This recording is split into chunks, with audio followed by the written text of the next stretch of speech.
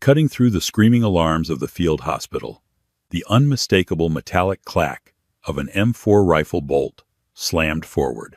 Bleeding from a shrapnel wound to his shoulder, Chief Petty Officer Thomas Hayes dragged himself around the triage cot, expecting to find a fellow SEAL bracing for a final stand. Instead, illuminated by the strobe of failing emergency lights, Lieutenant Natalie Miller stood waiting. The quiet, soft-spoken Navy combat nurse hadn't cowered. Having dropped her blood-soaked stethoscope and donned a heavy plate carrier over her scrubs, she was checking the chamber of a salvaged rifle with the cold precision of a seasoned door kicker. Hayes blinked through the dust and cordite as his brain misfired, realizing that with armed insurgents 2:30 seconds from breaching the tent, the woman who had just taken his blood pressure was about to show them exactly why you never cornered a United States Marine. Forward Operating Base, FOB. Restitution wasn't a place you were assigned. It was a place you were hidden. Nestled deep within a contested, arid valley in the Sahel region of Africa, the base was little more than a collection of HESCO barriers, sandbags, and reinforced canvas tents baking under a merciless sun. It was a listening post, a staging ground for black ops, and a temporary home for a detachment of Navy SEALs from Team 6. To the men of the platoon, the FOB was just another patch of dirt in a long career of miserable dirt patches. They were apex predators, trained to operate in the shadows, and they carried themselves with the quiet, lethal arrogance that came from surviving the most dangerous environments on Earth. When Lieutenant Natalie Miller arrived at FOB Restitution, she was an anomaly. Standing 5'6", with her blonde hair scraped back into an austere regulation bun, she looked like she belonged in the pristine corridors of Walter Reed National Military Medical Center, not covered in the fine, red dust of the African interior. She was a Navy Nurse Corps officer, assigned to run the austere Roll 2 medical tent alongside a green 20-year-old Navy corpsman named Bradley Evans. From the day she stepped off the CH-47 Chinook, the SEALs had quietly categorized her. To Chief Thomas Hayes, a hulking, scarred veteran of countless deployments, she was the liability. "Keep an eye on the dock," Hayes had murmured to Petty Officer First Class Jackson Weaver as they watched Natalie unpack medical crates under the scorching noon sun. "If things go kinetic, she's going to freeze. We don't need to be babysitting a hospital nurse when the wire gets tested." Weaver, a sniper with a relaxed demeanor, but eyes that missed nothing, had simply agreed. "She's quiet, Chief. Spends all her time organizing the trauma bays. Doesn't socialize much." Lieutenant Commander David Rossi, the platoon leader, had issued strict orders.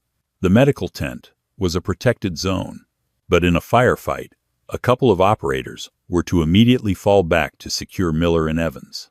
They couldn't afford to lose their only high-level medical provider. For her part, Natalie ignored the sideways glances and the patronizing tone the operators sometimes used when explaining base security to her. She went about her work with a stoic, almost mechanical efficiency. She didn't complain about the MREs, the lack of running water, or the mortar sirens that occasionally wailed in the dead of night. She kept her head down, her trauma bays sterile, and her demeanor strictly professional. But there were things the SEALs didn't notice. They didn't notice that when Natalie walked, she unconsciously stayed off the ridgelines and stuck to the shadows of the HESCO barriers. They didn't notice that when a loud, unexpected noise echoed across the valley, she didn't flinch or cover her ears.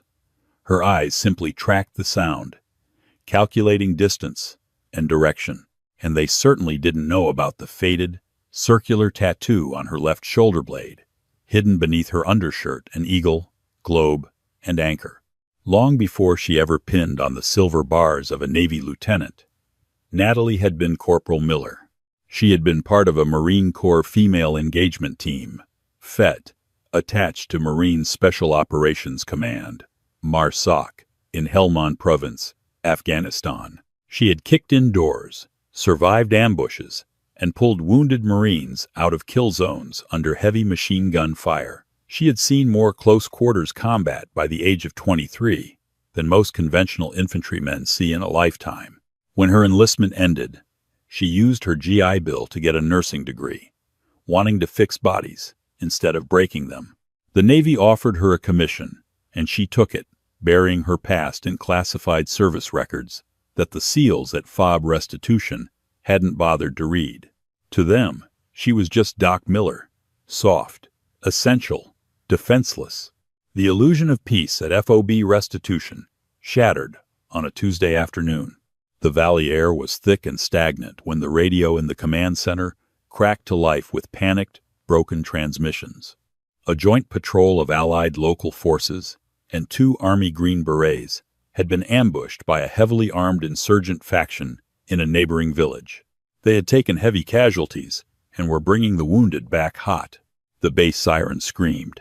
Dust plumed into the sky as a pair of Black Hawk helicopters, rotors beating the air into submission, banked hard and flared over the landing zone.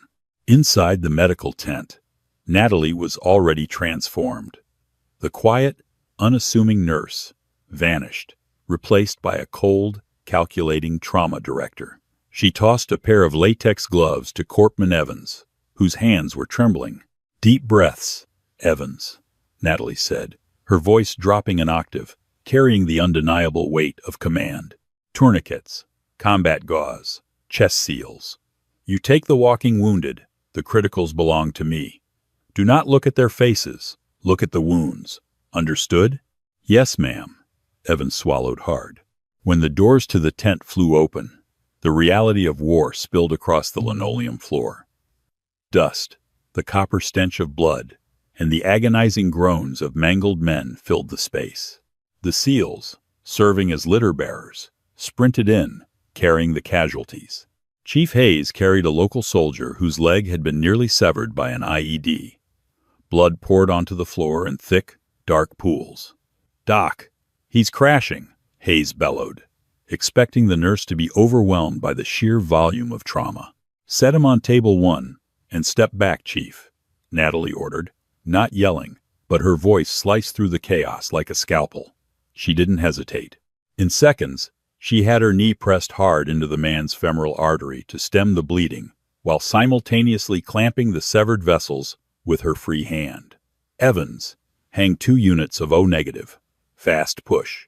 Get the bone injection kit for his sternum." For the next 2 hours, the medical tent was a slaughterhouse, and Natalie was the conductor of a grim orchestra. She moved from cot to cot, her scrubs stained crimson from the collar down. She cracked chests, inserted chest tubes, packed wounds, and stabilized men who had been entirely given up for dead. Weaver, who had lingered near the entrance to provide security, watched her with narrowing eyes.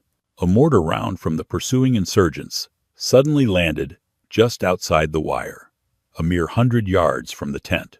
The concussion shook the canvas walls violently, knocking a tray of surgical instruments to the floor with a terrifying crash. Evans ducked, covering his head.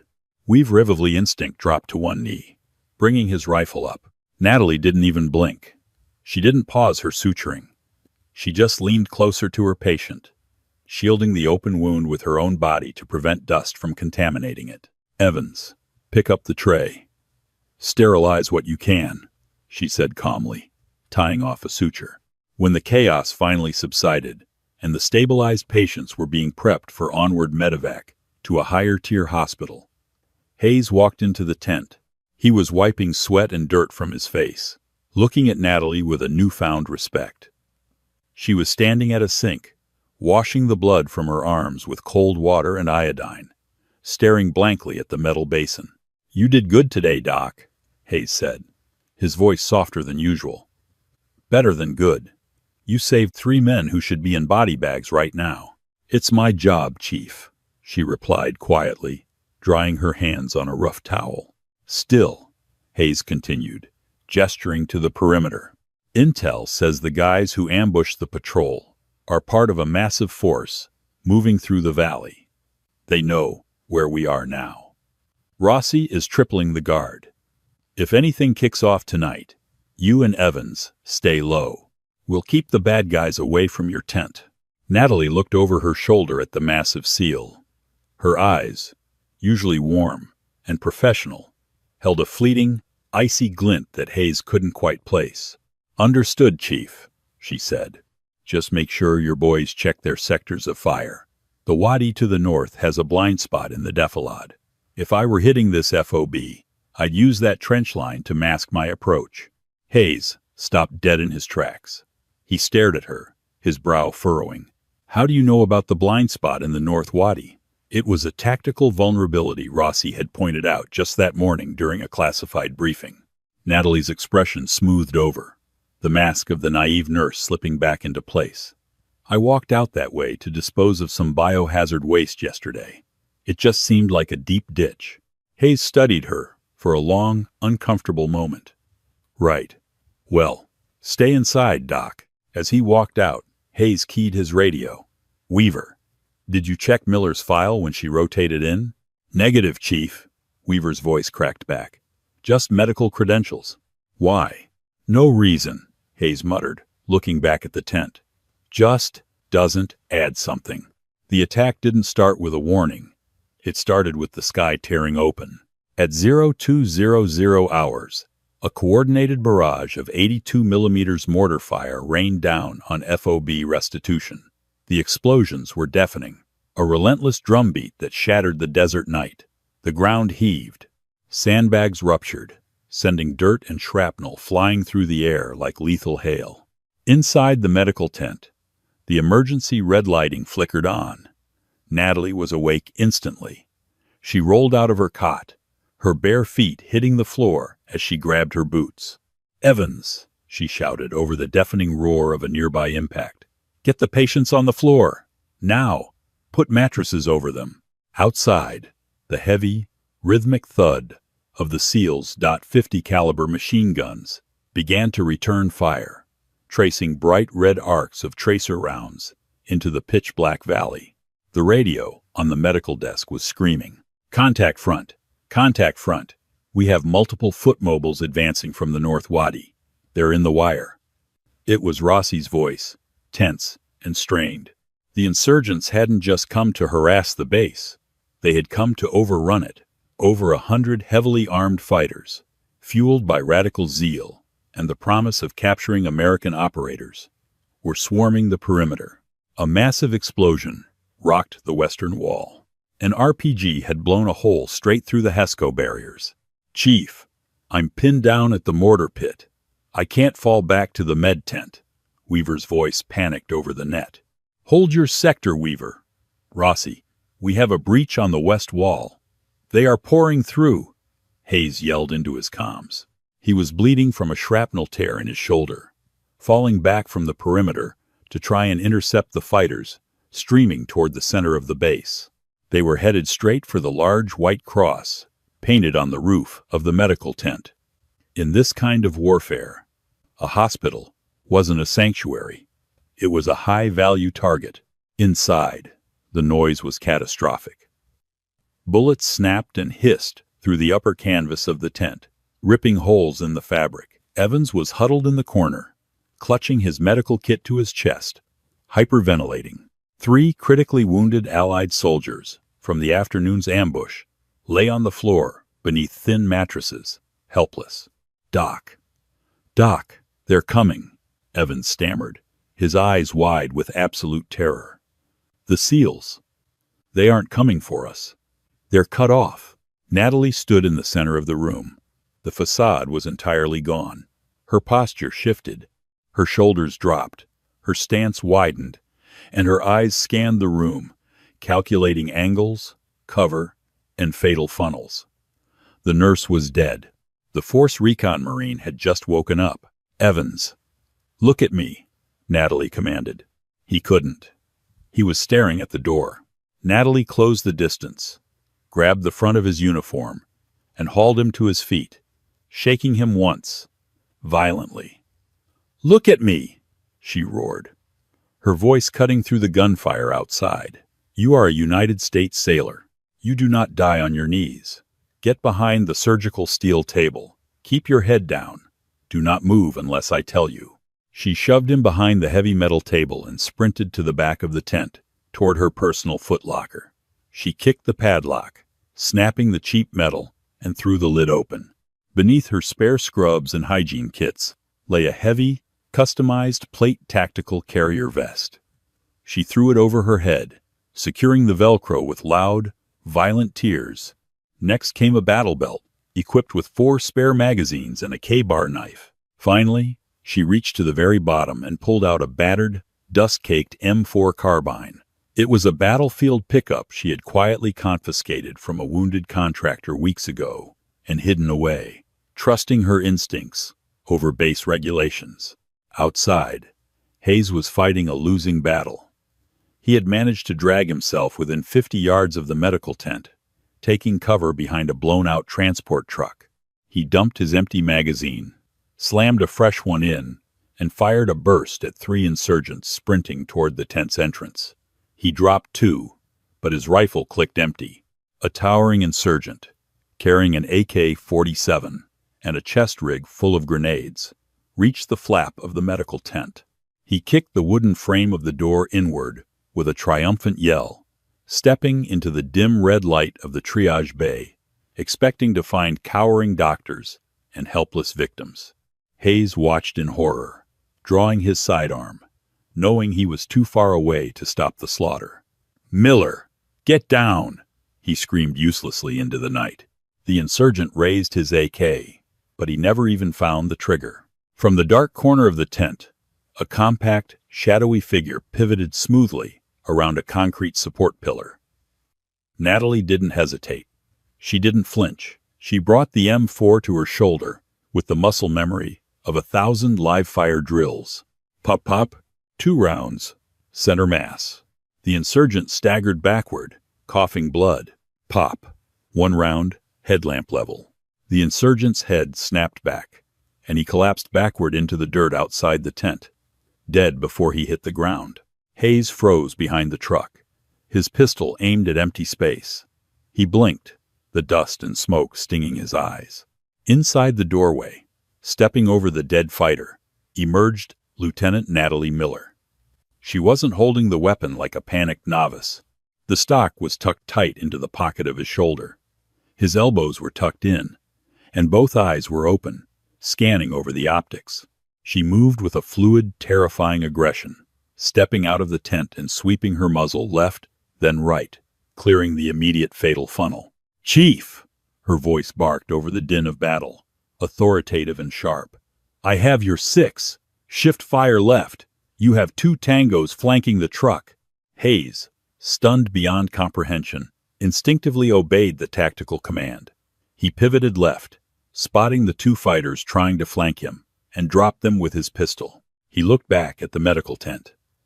Natalie had already dropped to 1 knee, using the door frame for cover, and was laying down highly accurate suppressive fire. Picking off targets, advancing through the smoke, she was single-handedly holding the line. "Who the hell?" Hayes muttered, ducking as a volley of return fire sparked off his truck. "Who the hell is this woman?" The night air was a choking slurry of pulverized concrete, burning diesel, and the sharp, metallic tang of blood. Behind the blown-out transport truck, Chief Petty Officer Thomas Hayes slammed a fresh magazine into his sidearm, his mind struggling to reconcile the cognitive dissonance unfolding 50 yards away. Lieutenant Natalie Miller, the soft-spoken nurse who had spent the last 3 months organizing gauze pads and sterilizing scalpels, was currently standing the corner of the medical tent with the cold, mechanical precision of a seasoned assaulter. She wasn't just surviving. She was dominating the fatal funnel of the doorway. 3 more insurgents, clad in dark tunics and carrying battered AK-47s, vaulted over the crumbling remains of a HESCO barrier, sprinting toward the red-lit threshold of the hospital.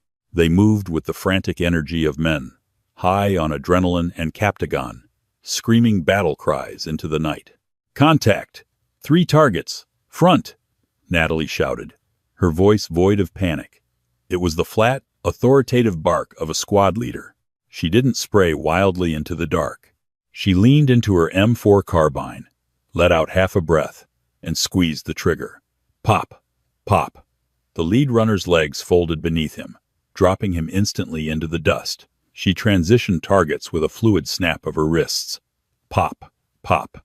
The second man spun violently as 5.56 millimeters rounds impacted his chest rig, throwing him backward against a stack of wooden pallets. The third insurgent panicked, diving behind a rusted-out water buffalo trailer. He blind-fired around the corner, sending a spray of green tracer rounds, ripping through the canvas above Natalie's head. "Hayes!" Natalie's voice cracked over the roar of the firefight. "I am pushing out to the water trailer. Suppress the left flank." Hayes didn't even process the absurdity of taking tactical orders from a medical officer. Survival instinct and years of ingrained team dynamics took over. "Suppressing!" he roared back. He leaned out from behind the truck's axle and dumped half a pistol magazine toward the dark expanse of the left perimeter, keeping the enemy's heads down. Natalie moved. She didn't run. She glided. It was the infamous combat glide, taught to Force Recon Marines and Tier 1 operators. A low, rapid shuffle that kept the upper body perfectly still to maintain a stable sight picture. She crossed the open ground in 3 seconds flat, her weapon up, eyes locked over her optics. As she reached the edge of the water trailer, she didn't hesitate. She dropped to a knee, slicing the angle perfectly. The insurgent was fumbling with a jammed magazine. Natalie put 2 rounds into her center mass, ending the threat instantly. Hayes watched her perform a tactical reload, her eyes never dropping her weapon. She indexed a fresh magazine from her battle belt, stripped the empty one, and slammed the new one home in a single, fluid motion that took less than 2 seconds. "Chief, on me," she commanded, waving 2 fingers toward the reinforced sandbag wall just outside the tent. Hayes broke cover, sprinting across the open gap, his boots slipping on the blood-slicked dirt. He slid behind the sandbags, his shoulder screaming in agony from the shrapnel wound he had sustained earlier. He slumped against the rough burlap, breathing heavily. Natalie slid in next to him, never taking her rifle off the perimeter. She glanced at his shoulder, her eyes shifting instantly from the hardened gaze of a killer back to the analytical stare of a triage nurse. "You're bleeding through your pressure dressing," she stated flatly. She reached into one of her tactical pouches, pulled out a fresh combat gauze with one hand, and shoved it hard into the pocket of his shoulder wound, applying brutal pressure. Hayes gritted his teeth, suppressing a groan. "Doc, what the hell is going on? Where did you learn to shoot like that?" Natalie kept her eyes on the darkness. "Let's just say my anatomy classes were very hands-on, Chief. Can you hold a rifle?" "Yeah," Hayes grunted, although his left arm was completely numb. "Good." Natalie reached back, unslung a captured AK-47. From one of the dead insurgents, she had dragged closer to the sandbags and shoved it into Hayes's good hand, because the western wall just collapsed entirely, and they are bringing heavy weapons. As if on cue, the deafening, rhythmic thump-thump-thump of a PKM heavy machine gun erupted from the breach in the western perimeter. A solid line of heavy-caliber tracers slammed into the medical tent, shredding the canvas and sending a shower of sparks and metal tearing through the roof. Inside the tent, Corpsman Bradley Evans screamed. "Evans!" Natalie yelled, ducking as the heavy rounds chewed through the sandbags above their heads, raining dirt down on them. "Evans, sound off! I'm hit! Doc, I'm hit!" Evans's voice drifted out from the shredded tent, high-pitched and laced with absolute terror. Natalie's jaw tightened. The PKM gunner had set up a support-by-fire position on top of a ruined bunker 70 yards away, effectively pinning them down and turning the medical tent into a death trap. Lieutenant Commander David Rossi's voice suddenly blasted over Hayes's PRC 152 radio, cutting through the static. "Hayes, this is Rossi. We are bogged down at the command center. We cannot maneuver to your position. I repeat, you are cut off. We have a QRF, quick reaction force, inbound, but they are 20 mics out. You need to hold that hospital." Hayes coughed, tasting copper. "Boss, we're pinned by a PKM at the West Breach. I'm down to a sidearm and a captured AK, one arm working. It's just me and Doc Miller. There was a pause on the radio. Understood, Chief. Do what you can. Rossi out. The translation was clear. You're on your own. Die hard. Natalie grabbed the radio handset, attached to Hayes's vest. She pressed the push-to-talk button, and her voice, calm, cold, and utilizing perfect military brevity, went out over the encrypted SEAL platoon net. Actual, this is. In the command center, Commander Rossi stared at his radio man, completely bewildered. Who the hell is X-Ray 2 Actual? X-Ray was the call sign designation for attached female personnel, but no one used Actual unless they were a unit commander.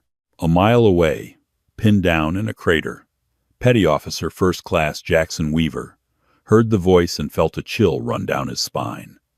I have recognized the tone. It was the voice of a door kicker. Copy. X-Ray. Weaver transmitted, not questioning the order. Frag out in 5, 4, 3. Chief, keep that AK firing at the bunker, Natalie ordered, pulling a lethal, matte black K-bar knife from her belt and checking the chamber of her M4 one last time. Do not stop shooting until the bolt locks back. Miller, you can't rush a PKM nest alone, Hayes yelled, grabbing her plate carrier. That's suicide. Natalie looked down at her hand, then up to her eyes. The look she gave him was entirely void of fear. It was a look of absolute, terrifying, predatory focus. Chief, she whispered softly over the gunfire. I was dropping Taliban in Helmand before you even made it through Bud. S. Keep them busy. Hayes's eyes widened as her words finally clicked. The phantom tattoo, the tactical awareness. Marine. 2. 1. Execute. Weaver's voice cracked. A blinding white flash erupted 50 yards to the left of the PKM nest, followed by the deafening crack of a stun nade. The insurgent gunner flinched, his heavy machine gun sweeping wildly off target as the intense light shielded his night vision optics. Natalie exploded from behind the sandbags. She didn't run in a straight line. She moved in a serpentine dead sprint, utilizing the craters and debris of the FOB like a shadow. Hayes leaned over the sandbags, holding the AK-47 with one arm, resting the barrel on a heavy bag, and held the trigger down, dumping the entire 30-round magazine at the bunker to cover her advance. The insurgents in the bunker focused on Hayes's muzzle flashes, completely missing the dark, low-profile figure sprinting through the peripheral smoke. Natalie hit the base of the ruined bunker and immediately went flat to the dirt. She pulled a fragmentation grenade from her belt, pulled the pin, and let the spoon fly. She counted 1,000, 1,000, cooking off the explosive. With a brutal practiced whip of her arm, she tossed it straight up and over the sandbag wall of the nest. Frag out, she muttered to herself. She rolled hard to the right, just as the grenade detonated with a concussive crack. The scream of the PKM instantly ceased, replaced by the wet, heavy thud of bodies hitting the dirt. Natalie didn't wait to see if they were dead. She vaulted the sandbags, M4 raised. There were 3 men inside. 2 were dead from the blast. The third, bleeding from his ears, was reaching for a pistol.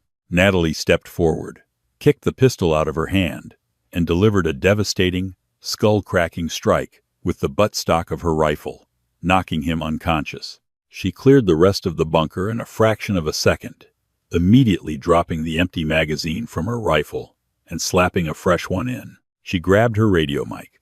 X-Ray 2 Actual to all elements. West Wall PKM nest is neutralized. I am holding the breach. Silence reigned on the radio for a long 3 seconds. Then, Rossi's voice came back, sounding stunned. Copy that. X-Ray. Good work. Natalie turned back toward the medical tent. The immediate threat was neutralized, but his job wasn't done. She vaulted back over the sandbags and sprinted the 70 yards back to the hospital, bursting through the shredded canvas doorway. The interior was a disaster. Medical supplies were scattered everywhere, and dust hung thick in the air. "Evans!" Natalie called out, dropping her rifle to let it hang on its sling. She found the young corpsman huddled behind the surgical table. He was clutching his leg, blood seeing through his fingers. A stray 7.62 round from the PKM had punched straight through the metal table and taken a chunk out of his calf. Natalie hit her knees, sliding next to him. The hardened Marine vanished, and the combat nurse returned instantly. She slapped a tourniquet high and tight on his thigh, cranking the windlass until the bleeding stopped. "You're okay, Evans. It's a through and through. Didn't hit the artery," she said, her voice dropping back to the soothing, authoritative tone of a caregiver. Evans looked up at her, tears cutting tracks through the grime on his face. He stared at the heavy body armor over his scrubs, the dust on his face, and the smoking rifle slung across his chest. "Lieutenant," he stammered, coughing on the dust. What are you?" Natalie pulled a syringe of morphine from her kit, preparing to inject him. She offered a small, grim smile. "Just a nurse, Evans," she said softly. "Now bite down on this gauze. It's going to sting." The reprieve lasted exactly 4 minutes. Inside the medical tent, Natalie finished securing the tourniquet on Evans's leg and administered the morphine. She pushed him gently, but firmly, against the innermost concrete barrier of the triage bay, stacking 3 heavy Kevlar vests over his chest and abdomen. "Keep pressure on it. Don't fall asleep, Bradley." "That is an order," she said, her tone leaving no room for negotiation. Outside, the crackle of the radio on his chest rig shattered the momentary silence. It was Petty Officer First Class Jackson Weaver. "X-ray 2 actual. Be advised. We have a motorized element breaching the wire at the north gate. Looks like a modified Toyota Hilux with a Dash-K mounted in the bed. They are bypassing the command center. They are heading straight for the hospital." Natalie's blood ran cold. A Dash-K was a Soviet-era heavy machine gun that fired half-inch, armor-piercing rounds. It would turn the medical tent, the concrete pillars, and everyone inside into pulverized meat in less than 30 seconds. "Chief!" Natalie yelled, sprinting out of the tent and sliding back behind the sandbag wall where Hayes was slumped. The burly SEAL was pale, his skin slick with a cold sweat from blood loss, but he still had his good hand wrapped in a death grip around the captured AK-47. "I heard," Hayes grunted, spitting a mouthful of bloody saliva into the dirt. "We can't stop a Dash-K with small arms, Doc. We need anti-armor, and all our AT-4S are in the main armory." Natalie's eyes scanned the chaotic, burning expanse of FOB restitution. The north gate was 200 yards away, obscured by thick black smoke billowing from a destroyed fuel bladder. Through the haze, the twin headlights of the technical pierced the darkness, moving at a slow, predatory crawl. Behind it, a wave of at least 24 dismounted advanced insurgents, using the truck as a moving shield. "Not all of them," Natalie murmured, her eyes locking onto a crumpled figure lying near the remnants of the west wall bunker she had just cleared.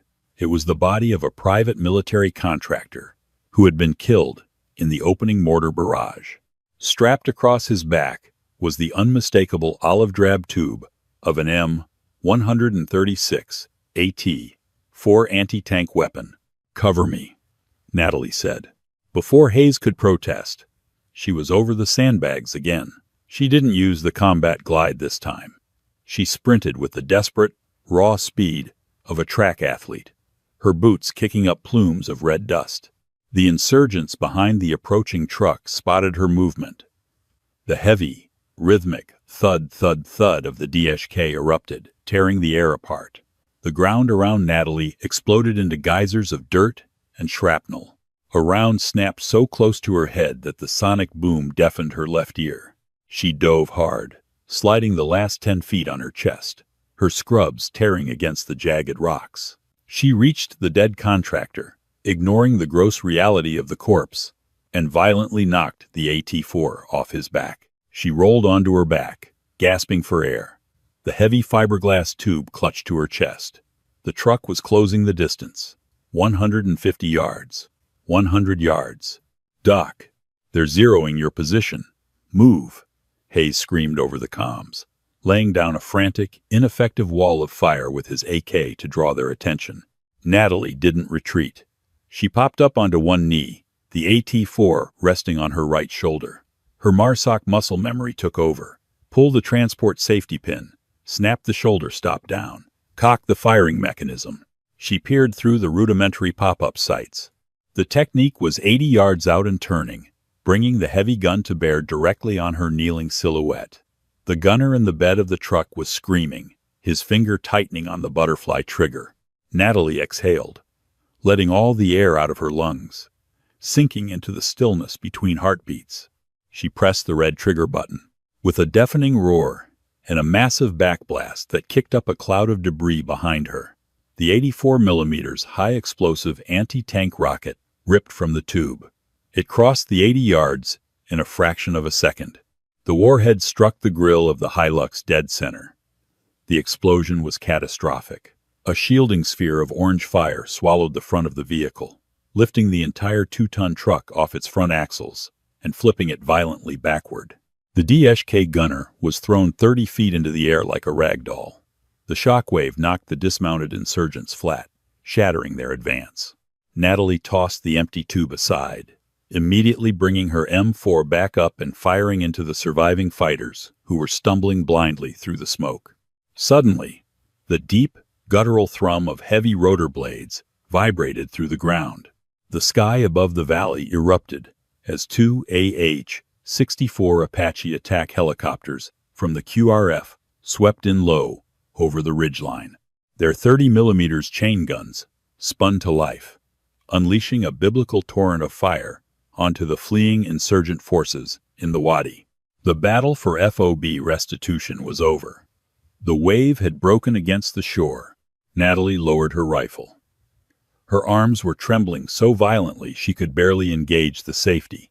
She turned and walked slowly back to the medical tent, the adrenaline rapidly leaving her system, replaced by a crushing, bone-deep exhaustion. When she stepped over the sandbags, Hayes was looking at her. He didn't say a word. He just slowly, painfully, raised his good hand and offered a sharp, perfect salute. Natalie stopped. She looked at the hardened Tier 1 operator, her chest heaving. Slowly, she returned the salute, then immediately dropped to her knees to check her bandages. "Let's get you inside, Chief," she whispered. "You're bleeding on my clean dirt." The African sun did not rise with warmth over forward operating base restitution. It rose with an unforgiving, harsh glare that stripped away the merciful shadows of the night and laid bare the absolute slaughter that had taken place. The base, once a rigid, geometric square of HESCO barriers and concertina wire, was completely unrecognizable. It looked like a kicked-in anthill. Plumes of thick, oily black smoke curled lazily into the pale dawn sky from the smoldering wreckage of the insurgent technical and a destroyed fuel bladder near the engine pool. The air was heavy and stagnant, tasting of pulverized concrete, stale cordite, and the coppery, cloying scent of blood that the arid valley wind couldn't seem to scrub away. In the distance, the rhythmic, heavy thumping of rotor blades broke the morning silence. A pair of HH-60 Pavehawk Medivac helicopters banked sharply over the eastern ridgeline, their painted red crosses stark against the drab, bullet-scarred fuselage. They flared over the designated landing zone, kicking up a shielding maelstrom of red dust, signaling that the immediate nightmare was over, but the grim accounting was just beginning. Inside what remained of the Roll 2 medical tent, the deafening chaos of the firefight had finally settled into a grim, sterile exhaustion. The heavy canvas roof hung in shredded tatters, allowing shafts of dusty morning light to pierce the gloom, illuminating dancing motes of debris. The linoleum floor was a mosaic of muddy boot prints, discarded trauma shears, torn packaging from combat gauze, and pooling, dark stains that no amount of bleach would ever fully erase.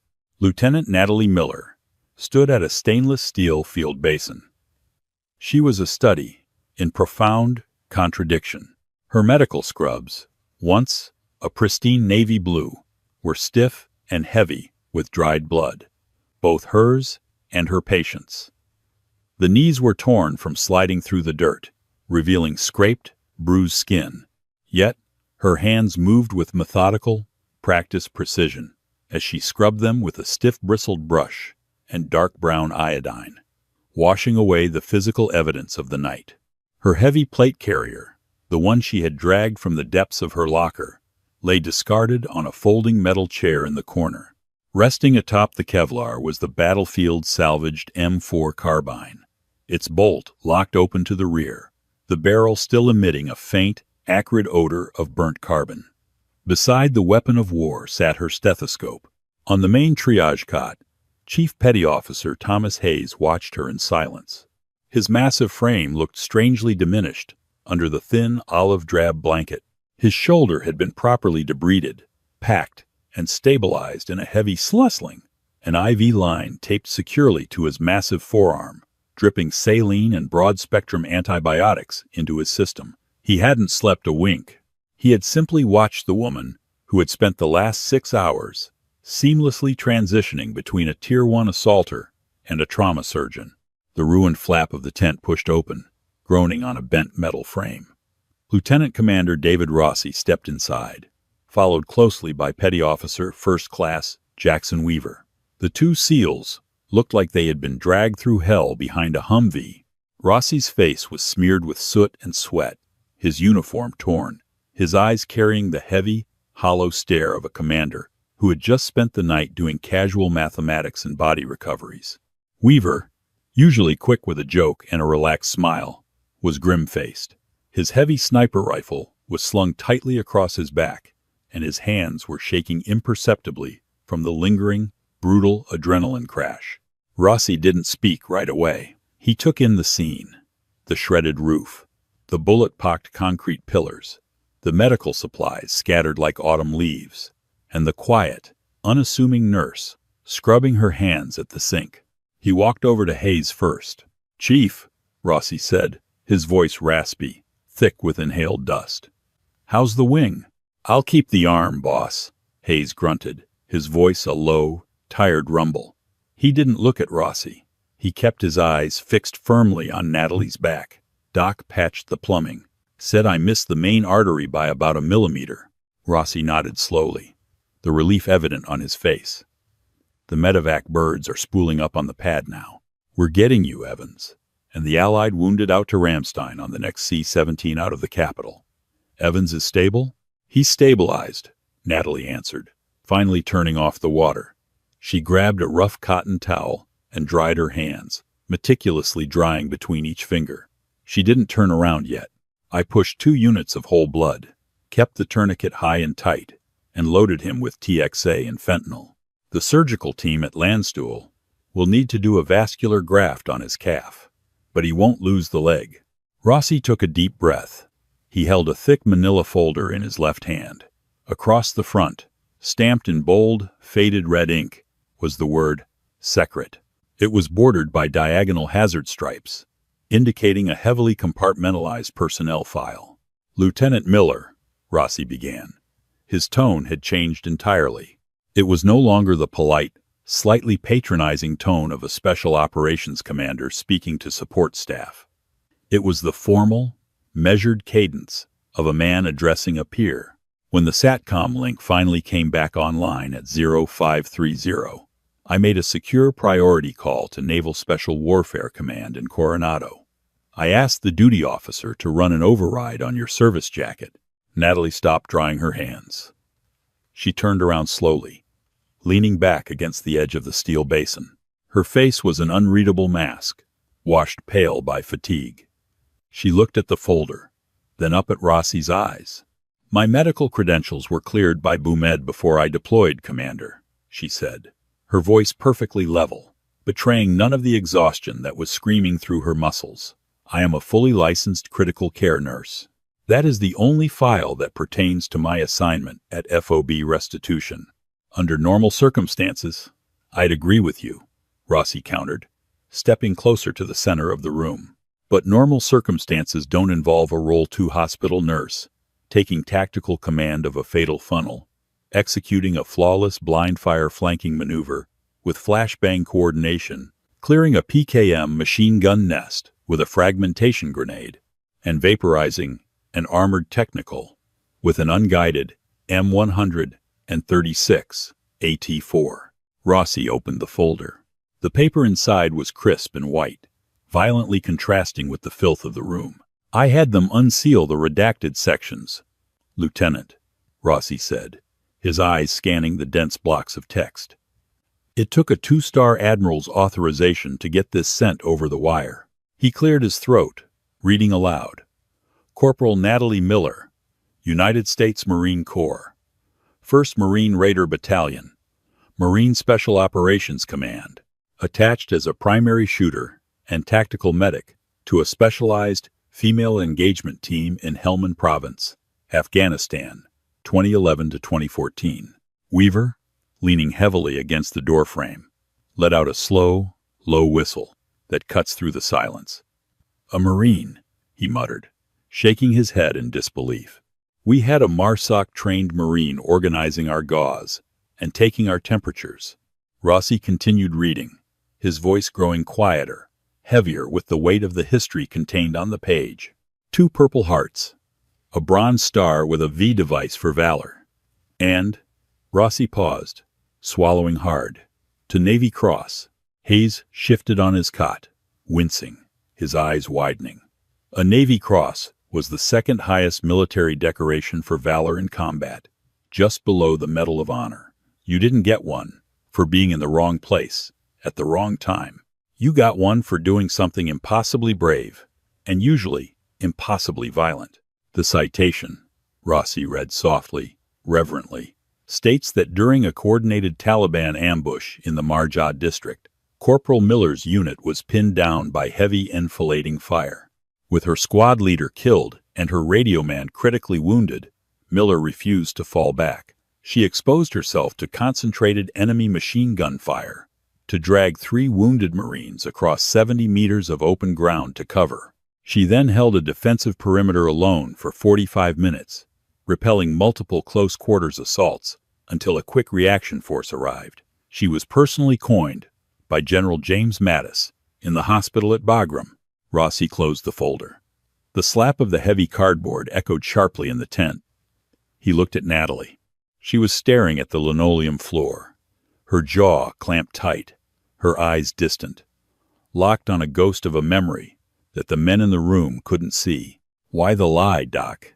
Hayes asked from the cot, his voice surprisingly gentle for a man of his size. "Why hide all of this?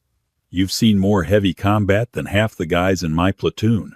Natalie let out a slow, trembling breath. The hardened, stoic facade cracked, just a fraction, revealing the immense emotional toll of her past. She looked down at her hands, the same hands that had ended lives hours ago and saved lives minutes ago. "It wasn't a lie, Chief," Natalie said softly, the silence of the room amplifying her words. "It was a choice." She pushed herself off the sink and walked slowly toward the center of the room, standing beneath a ray of dusty sunlight pouring through the torn roof. "When I came home from Helmand," she began, her voice steady but laced with a profound, echoing sadness, "I was empty. I had spent 3 years of my life mastering the art of breaking human bodies. I was exceptionally good at it, so good that they pinned medals on my chest for it." She looked up, meeting Rossi's gaze directly. "But you know how it is, Commander. The medals don't bring back the people you couldn't pull out of the dirt. The citations don't make the nightmares stop. I was tired of the violence. I was tired of watching my friends bleed out while I was helpless to do anything but shoot back. I realized that destroying life is easy. Preserving it, that's the hard part." She walked over to her gear, resting her hand lightly on the cold, scratched barrel of the M4. "So, when my enlistment was up, I walked away. I used my GI Bill. I spent 4 grueling years in nursing school, learning anatomy not to know where to place a bullet, but to know how to repair a ruptured artery. I wanted to build, not destroy. When the Navy offered me a commission in the Nurse Corps, I took it, but I made a deal with SOCOM. I told them I would only deploy if my combat record was sealed. I didn't want to be the shooter anymore. I just wanted to be a healer. I wanted to be Doc Miller. The silence that followed was absolute. The three Tier 1 operators, men who defined their entire existence by their lethality and their brotherhood, stood in awe of a woman who had walked away from it all to find redemption in a trauma bay. Hayes broke the silence. He pushed himself up into a sitting position on the edge of the cot, gritting his teeth as his shoulder throbbed. He looked at Natalie, his eyes shining with an absolute, unshakable respect. "Well, Lieutenant," Hayes rumbled, a genuine, tired smile cracking through the dirt and soot on his face. "Turns out, you're pretty damn exceptional at both." Rossi walked forward.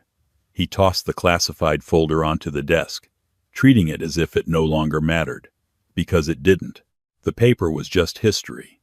The woman standing in front of them was the reality. He extended his right hand. It wasn't the obligatory handshake of a commanding officer to a subordinate. It was the firm, unyielding grip of one warrior, recognizing another in the aftermath of a crucible. "We lost 4 Allied soldiers last night, and we have a dozen wounded," Rossi said quietly, his voice tight with emotion. "But we would have lost this entire FOB, and every soul inside this tent, if it wasn't for you. It is the highest honor of my career to serve with you, Marine." Natalie looked at her hand for a moment. Then, she reached out and took it, her grip just as strong, just as calloused. A faint, exhausted smile touched the corners of her mouth. "It's Navy now, Commander," she corrected gently. "But thank you." Outside, the roar of the medevac helicopters grew deafening as they prepared to land. It was time to move the wounded. The war wasn't over, but this battle was done. As Rossi and Weaver turned to head back out into the blinding African sun to coordinate the evacuation, Weaver paused at the threshold. He looked back over his shoulder at the battered nurse, then at the smoking rifle resting on her vest. A small, characteristic smirk broke through Weaver's grim expression, the operator in him unable to resist. "Hey, Doc?" Natalie looked up from the clipboard she had just picked up. "Yes, Petty Officer Weaver? Next time we get some downtime, whenever that is," Weaver said, shifting his weight. "You're going to have to take me to the berm and show me how you pulled off that combat reload under fire so fast. You beat my best time by at least half a second." Natalie didn't look up from her inventory sheet. She clicked her pen, the consummate medical professional once more, though a distinct, sharp glint had returned to her eyes. "Bring your own ammunition, Weaver," she said smoothly. "And don't call me Doc." The battlefield is a place of brutal truths, where facades crumble and the core of a person is laid bare under the unforgiving crucible of fire. Lieutenant Natalie Miller arrived at FOB Restitution as a quiet healer, underestimated by the apex predators of the SEAL teams she was assigned to protect. Yet, when the wire was breached and survival demanded a different kind of salvation, she proved that the instinct to protect life is intrinsically linked to the fierce capacity to defend it. Her transition from a battle-hardened Marine to a Navy nurse was not a retreat from war, but a profound evolution of her duty. In the end, the SEALs learned the most vital lesson of special operations. Never judge the lethality of a warrior by the uniform they wear, and never, under any circumstances, return a combat nurse into a corner.